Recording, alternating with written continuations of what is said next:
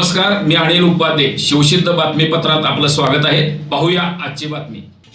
2 April रोजी संपूर्ण महाराष्ट्रामध्ये LLBची कॉमन एंट्रन्स अर्थात CET 2026 परीक्षा विविध परीक्षा केंद्रावर ऑनलाईन पद्धतीने पार पडली. सकाळी 11 ते 2 या वेळेत घेण्यात आलेल्या परीक्षेमध्ये छत्रपती शिवाजी महाराज यांच्या मंत्रिमंडळ संदर्भात प्रश्न विचारण्यात आला होता. यामुळे परीक्षार्थींमधून तीव्र संताप व्यक्त होत आहे. माहितीनुसार जनरल नॉलेज विभागातील एका प्रश्नामध्ये छत्रपती शिवाजी महाराजांचा उल्लेख आदरार्थी न करता एकेरी स्वरूपात करण्यात आला होता. यामुळे परीक्षेच्या प्रश्नपत्रिकेच्या दर्जाबाबत तसेच संवेदनशीलतेबाबत प्रश्न उपस्थित झाले आहेत. या परीक्षेला राज्यभरातून सुमारे 83,000 विद्यार्थी बसले होते आणि परीक्षा एकूणच सोप्या ते मध्यम स्वरूपाची असल्याचे विद्यार्थ्यांचे मत आहे.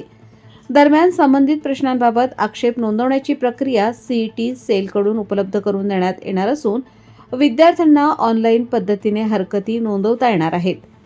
काही विद्यार्थी संघटनांनी या प्रकरणाची चौकशी करून संबंधितांवर कारवाई करण्याची मागणी केली आहे.